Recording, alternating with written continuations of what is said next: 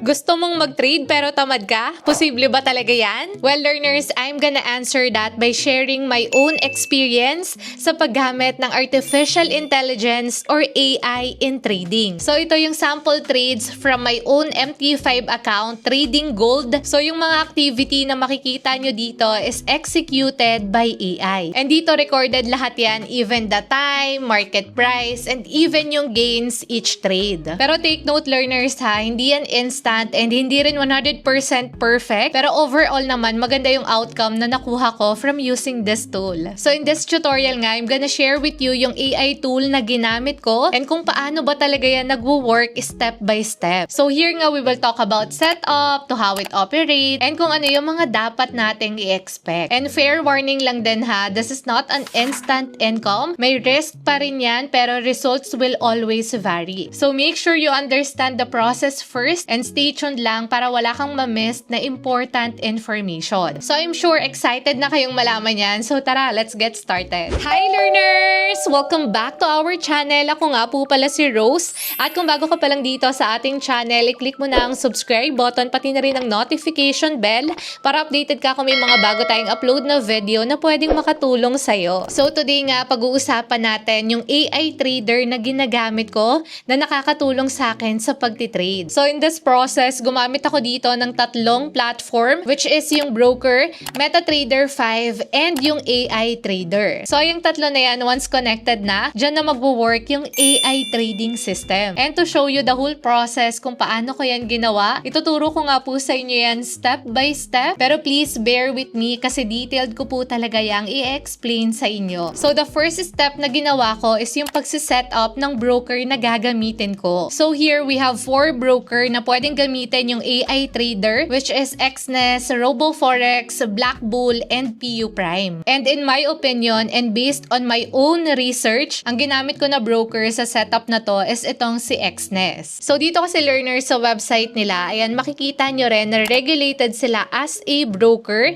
So nandyan nga po yung license number as well as yung regulated number nila. So dito naman masisearch din natin yung company details. So pwede rin kayong mag-search on your own. And by the way pala, itong process na to pwedeng gawin using our mobile phones kasi meron naman na silang application sa Play Store. Now ito na, I'm gonna show you yung experience ko sa paggawa ng account dito kay Exness. So to create an account, dito nga po sa kanilang official website, manghihingi lang sila ng details such as email address and password. And also may option din dito to input partner's ID. And by the way pala, pwede rin tayong mag-connect ng Google account dito. Now once everything is okay, tinap ko lang itong register. And then after that, na-route ako dito sa dashboard. So here, ang next step na ginawa ko is nag-verify lang ako ng account by clicking itong dots na yan. And then pumunta ako dito sa personal area. Then here, tinap ko lang itong complete button. So dito, ayan, para ma-verify ko yung account ko, kailangan ko lang i-confirm itong tatlong to. So ito nga yung email address, phone number, and profile information ko. So dito naman magsisend lang sila ng verification code and i-confirm lang natin yan. And then ito, tapos na ako dun sa dalawa and nag-proceed na nga ako dito sa last step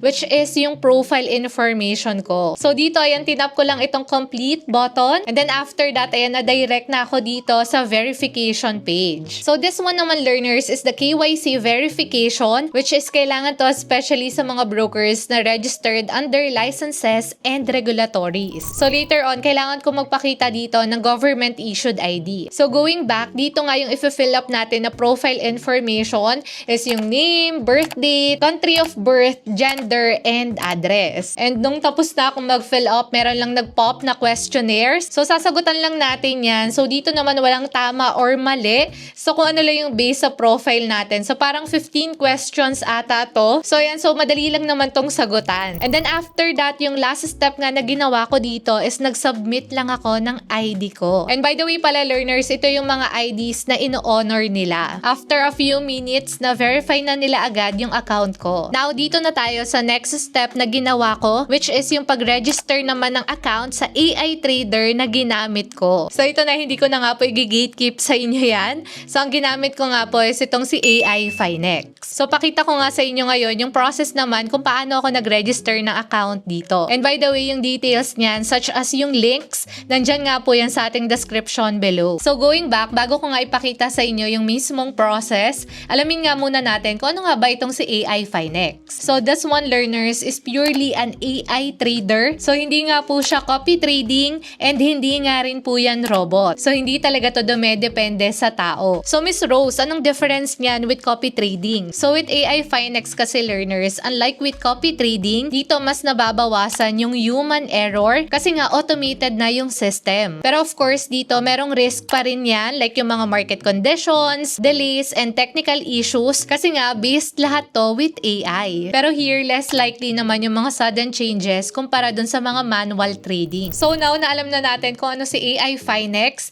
ipapakita ko naman sa inyo ngayon yung experience ko sa pagre-register dito and kung paano ko na set up yung AI trader account ko. So going back nga, dito ang hiningi po sa akin to register is itong name, email, phone number, password, and then itong code na ito. And then after that, nung na-fill upan ko na lahat yan, tinap ko na itong register button. And then after this, kailangan lang natin i-verify yung email natin. So makaka-receive tayo ng ganitong email. And here, upon registration, ayan, nakakuha ako ng 5 free next points. And ayan yung next points na yan, pwede ko yan i-redeem para matest ko nga yung kanilang AI automated trading. So Miss Rose, teka lang, ano ba yung next points? So ayan naman, learners, yung fuel dun sa AI para mag-operate siya dun sa MT5 account ko. And yung one next point, ang equivalent niyan is 1 USD. So 1:1 po yan. Every time na may profit yung AI trade, may corresponding fees na mababawas dito. So itong ang 5 next points na natanggap ko is for free trial. So nag-deposit pa ako dito ng 20 para mas tumagal yung operation ni AI sa account ko. So ang ginawa ko nga is tinap ko itong deposit and then ito yung payment method ni AI Finex, which is itong USDT BEP20. So ang next na ginawa ko nga dito is kinopy ko lang itong address na yan and then ayan yung nilagay ko dun sa wallet na ginamit ko. And then nung may balance na ako na 20 USDT, ang next na ginawa ko is bumili na ako ng additional next point. So here ngayon meron silang 20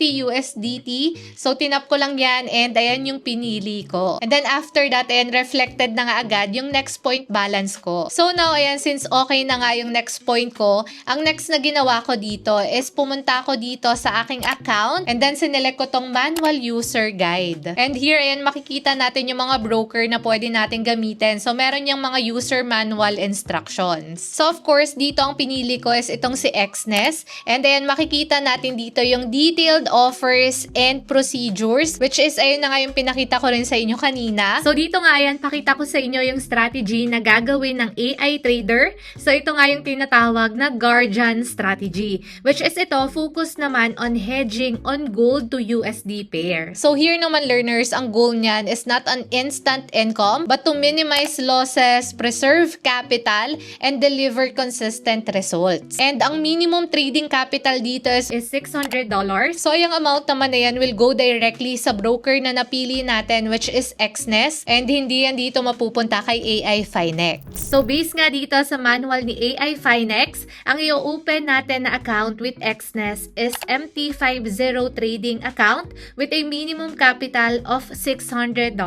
And then ito yung estimated profit niya per day. Pero again, estimated yan, hindi guaranteed kasi depende pa rin yan sa performance. And yung actual results, magdedepende pa yan dun sa market conditions. Pero ito naman, kung napapansin ninyo, hindi siya high yield kagaya nung iba. So now, tara, pakita ko naman sa inyo yung process na ginawa ko kung paano ko kinonect yung AI Finex to my Exness account. So here nga kay Exness, ayan, gumawa lang ako dito ng trading account, which is yung MT50 account. So yun nga yung nandun sa instructions kanina. So ito yung information na sinet ko na nagmamatch nga dun sa requirements ni AI Finex. So once done, ayan, ito na yung trading account natin. So i-save nyo nga lang po yung information ng MT5 account ninyo, which is yung account number as well as yung password. So ito, learners, ha, take note, itong MT5 account na ito, wala po yung access dun sa broker account ninyo. Talagang ang purpose lang yan is to overview yung trading activities natin. So now, ang next na ginawa ko, since meron na nga akong MT5 account,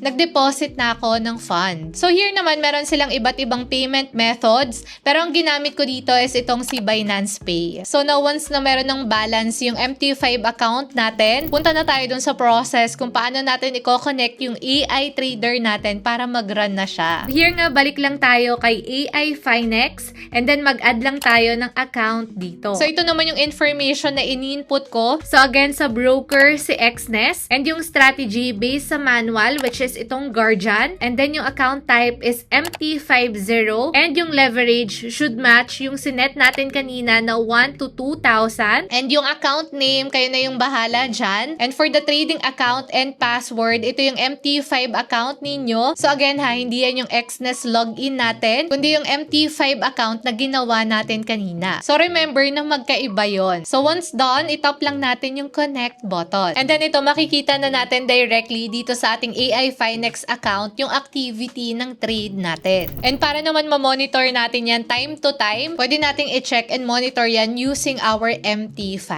So para magawa yan, download lang kayo ng MetaTrader 5. So actually learners, ako nag-start few days pa lang and I'm so excited sa result. So i-update ko po kayo. And isa sa mga nag-recommend ito is si Jaisel De Vera. And sinabi naman niya sa akin na nagustuhan niya yung experience niya with the platform. So kaya talagang napatry din ako. And ayun learners, i-update ko kayo regarding this. And if you have questions, let me know sa comment section. And ayun, so I think that's it for our video today. Hope you like this video and please share this video para marami pa tayong matulungan online. And ayun, so goodbye for now. See you on our next video.